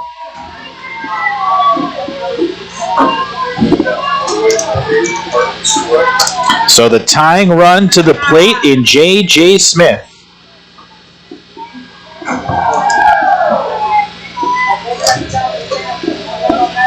Texas going to run for Day. Or check that. That's Day coming back in after giving up the equipment. So Day at second, Smith at the plate as the tying run.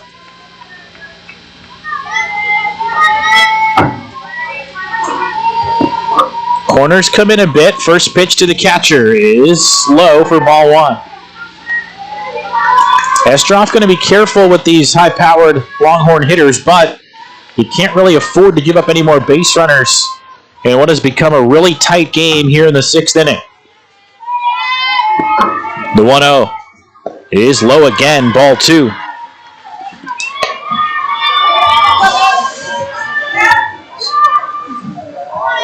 Davenport comes in to chat with her fellow senior.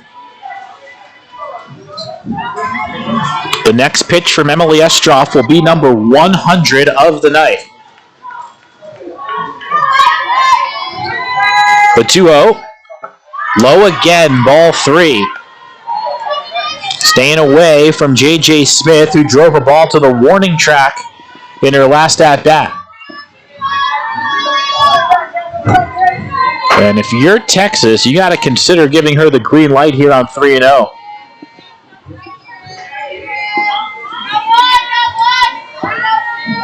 Here's the pitch. Pulls a bunt back and takes downstairs for ball four. And now the tying run is on base with only one out.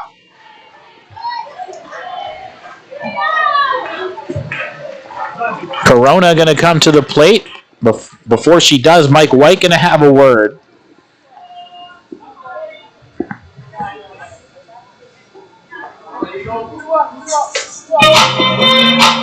Again, the two likely relief options here are Oakes in center field and Allie Hulme, who is a junior college transfer.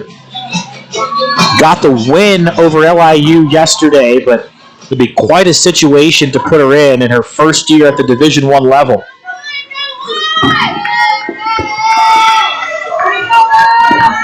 Number 28. There's no doubt they've got a ton of faith in Emily Estroff, who has been tough all night long. First pitch to Corona is grounded back to the circle. Estroff goes to third with it, and they get the lead out. That'll be 1-5 on the fielder's choice, erasing Day. And now with two outs, Janae Jefferson, one of the top hitters in the country, comes to the plate.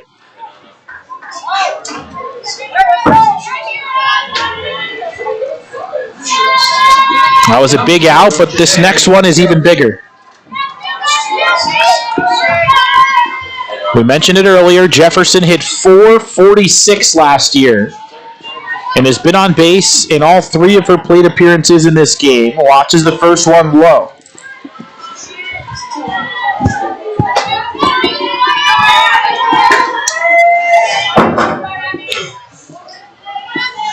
Here's the pitch home. Up high that time, 2-0.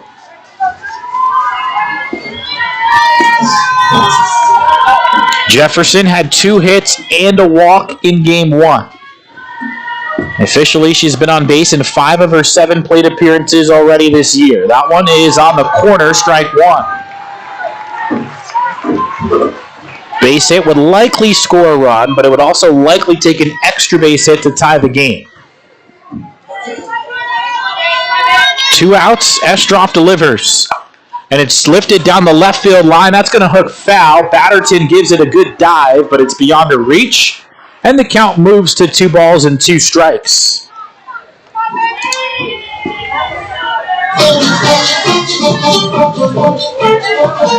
You almost feel like if Jefferson puts it in play here, the fortune of this ball may determine the ball game. If it finds a glove, the Eagles are in control. If it doesn't, Texas is well on the comeback trail. Estroff set, the deep breath, and the 2-2 to Janae Jefferson. Lifted down the line. Batterton coming over, and she makes a running catch. McKenna Batterton, positioned well in that left field corner, tracks down what would have been an RBI double from Jefferson. Estroff puts up a huge 0 in the 6th, and FGCU is 3 outs away from a monstrous upset here on opening weekend. We'll be right back. Make some noise. Who wants a t-shirt?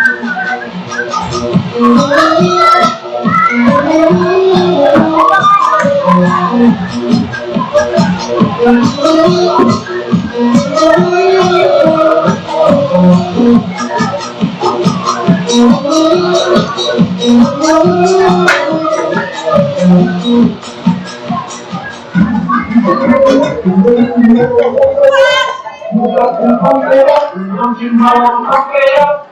You got to pump it up. Don't you know, pump it up. You got to pump it up. Don't you know, pump it up.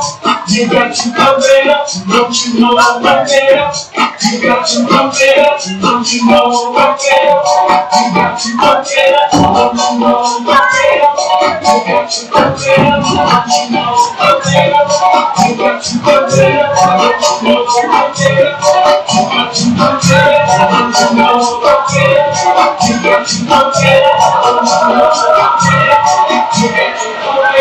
you know, pump it up. Don't you know, pump it up. You got to pump it up. Don't you know, pump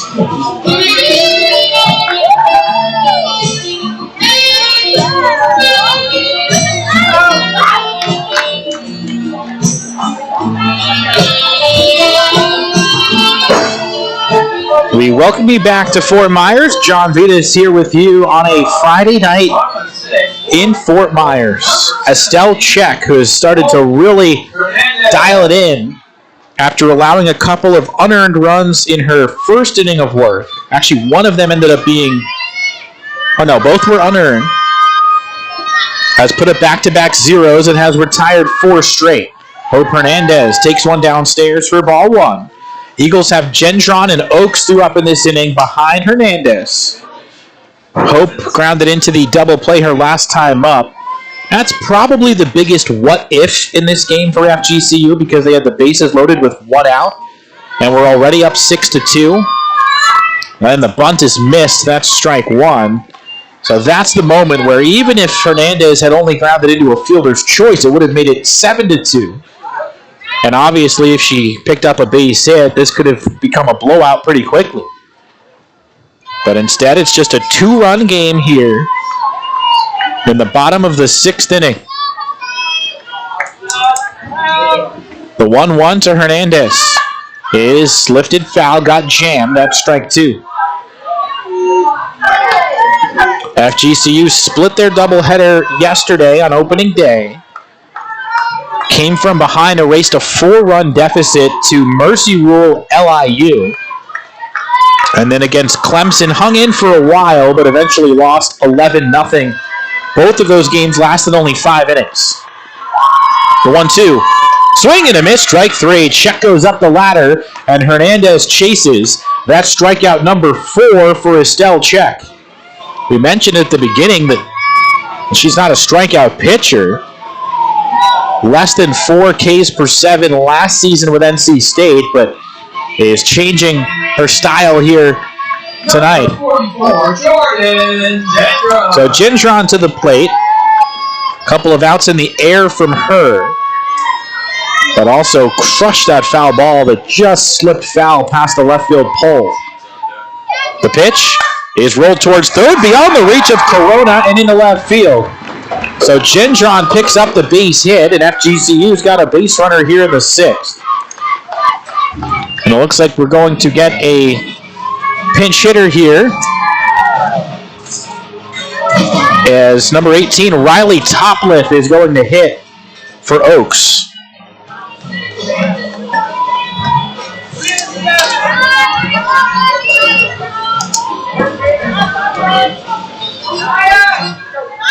So Topliff in off the bench.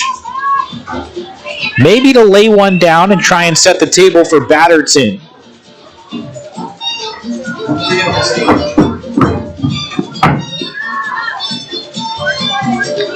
We're going to get a pinch runner as well, as Amaya Gaynor is going to return for Gendron. So Gendron, who had come in off the bench for Gaynor, wound up playing most of the game. Got all 3 at-bats in that 9-hole. But Gaynor now is back into run, and then will probably stay in the game to play third base. So just the 2nd at-bat of the season for Topliff, who got 1 at-bat yesterday. Sophomore from right here in Fort Myers. Looking to swing, and she crushes one out to pretty deep center. Burke has a beat on it, though, and runs it down at the edge of the track. So Topliff able to square one up, cold off the bench, but it ends up as out number 2.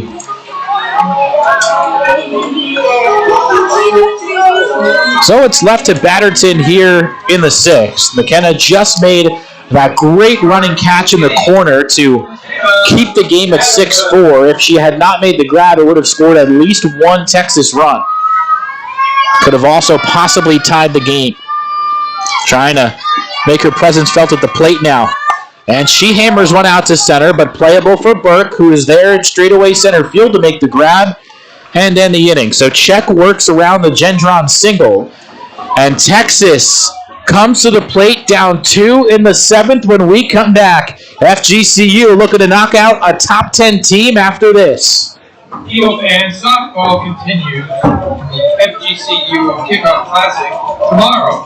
The Eagles take on Texas Longhorns again at 7.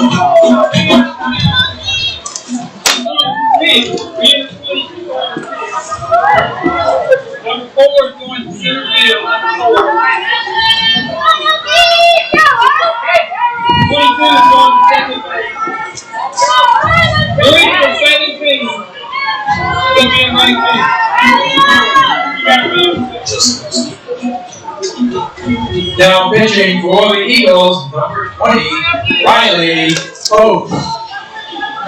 John Vitas welcoming you back to Fort Myers as FGCU tries to pull off the upset here on opening weekend against number 10 Texas. We've got a slew of changes for FGCU to tell you about, and the most important one is the pitching change.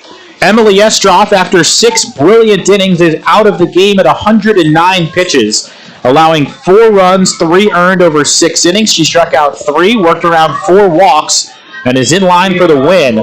She will give way to Riley Oaks, the Radford transfer, who has played the first 6 innings of this game in center field. First pitch from Oaks to Gilbert is outside or maybe low, ball one.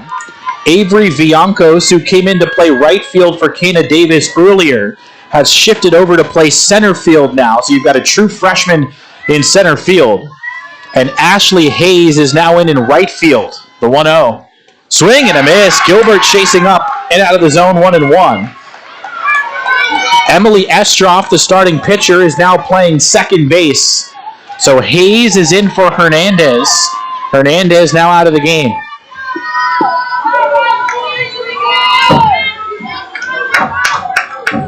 The 1-1 pitch is bunted, and Oaks makes the catch! Able to pin it to her stomach. Riley Oaks uses two hands to record out number one.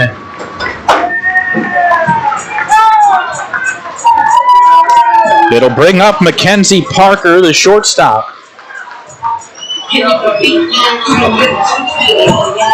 Not sure what the discussion is around the circle. The umpires getting together and now saying something to the Texas dugout as Gilbert is still at the plate.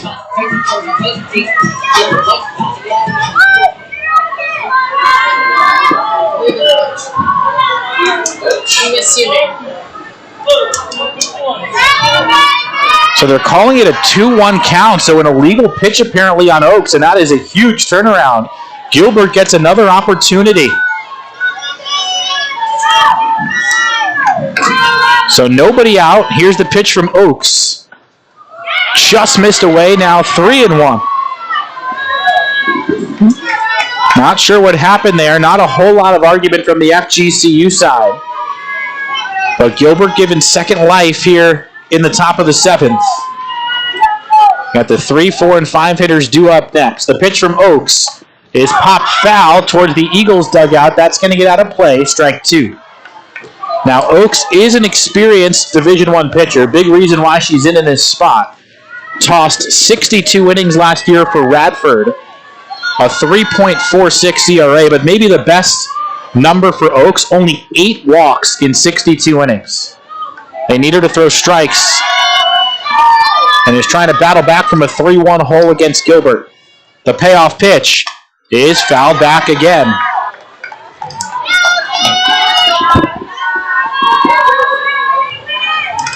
FGCU did defeat one ranked team last season. That was a 3-2 win against UCF. That was also on opening weekend. UCF was ranked number 21 at the time. Obviously, Texas much higher at number 10. 3-2 is fouled back. That might have been ball 4, but Gilbert gives it a pass and fouls it back. This will be pitch number 8, with Parker getting a nice long look at the reliever Oaks. It's got to be part of the thinking here for Coach DeRose, just to give Texas a different look on their 4th trip through the batting order. Another 3-2. And it's lifted out to left center. Batterton and Viancos come together, and Batterton makes the catch. So after all that, Gilbert is retired after all, and there's one down. The last time FGCU beat a top 10 team was in 2012. A number 6 Florida in the NCAA tournament. FGCU beat them 2-1.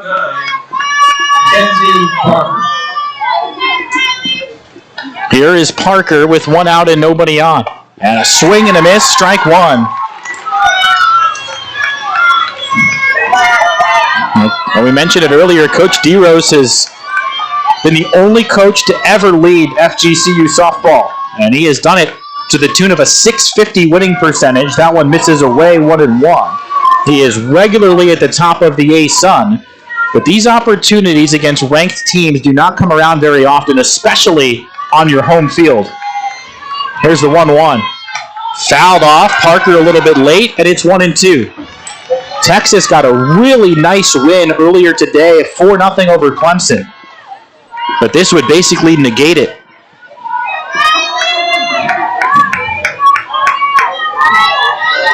These two teams will meet again tomorrow. Here's the 1-2 from Oaks. Lifted down the left field line, hooking away from Batterton. That'll land foul on the warning track in the left field corner. Iacopo will bat next, and then Whitaker if anybody reaches for the Longhorns.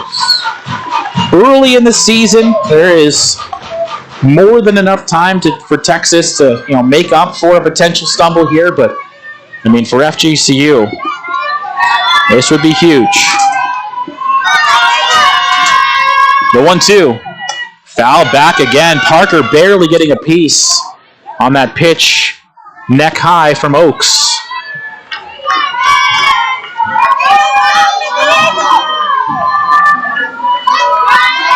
Infield and outfield about as deep as they can get, with 4 new players at their respective positions in this inning. That one's driven out to left. Batterton is there, and it's right to her for out number 2. A couple of F7s here in the 7th, and Texas is down to their final out. That ball was hit well, but fortunately for FGCU, right at Batterton, who has answered the call time and time again defensively in this game for FGCU. So the last chance for Texas is the designated player, Mary Iacopo. And Iacopo watches one low for ball 1. Oaks started game 2 last night against Clemson and took the loss. Bidding for a save in her second outing as an Eagle. The 1-0 pitch is fouled back, strike 1.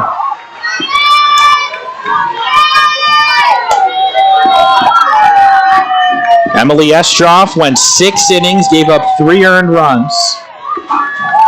Was really struggling early, particularly in the first inning, but was able to get out of a jam in the first, a jam in the second, and the 5th, the 1-1. Swing and a miss, strike 2. Iacopo waves and comes up empty, and Texas now down to their last strike.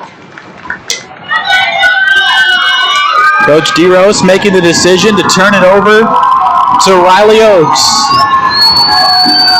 It was retired the first 2 and is ahead on Iacopo. The 1-2 is outside, 2-2. Estroff and Davenport were leaping out of their positions after that pitch, hoping to see Darryl Sanders raise his right arm. 2 balls, 2 strikes, 2 outs. Here in the 7th, Eagles lead by 2. Oaks comes home, and it's slashed out to right field. Hayes is there, and for the first time in 10 years, FGCU has taken down a top 10 team. The Eagles topple Texas and get to 2-1 on opening weekend. Your final score in 7, FGCU 6 and Texas 4. For the second straight year, FGCU beats a ranked opponent on their home field on opening weekend. This one much more significant. They play UCF and teams like USF on the regular, but an opportunity against a top 10 team in the Longhorns does not come around all that often. And boy, FGCU going to savor this one. An outstanding, gutsy performance. The 4-run rally in the second proved to be the decisive inning as the pitching of Emily Estroff and Riley Oaks takes down the Longhorns. Oh, if there's one silver lining for Texas, it's that they get to play FGCU again tomorrow. It'll be another 7:30 first pitch, but FGCU starts their season 2-1, having played 2 ranked teams in their first 3 games, and a huge win here tonight. Both of their wins now this weekend are come from behind victories, as they win this one by a final of 6-4. They racked up 9 hits in the process, and you can see the young ladies for the Eagles thanking the FGCU fans who came to support behind home plate in the stands. Well, this was a memorable one for FGCU. They got out to a 4-run lead and hold on thanks to some strong pitching from Estroff and the transfer Oaks. We'll see what they have in store for an encore tomorrow, but Coach DeRose's team gets a huge win, their first win over a top 10 team in 10 seasons.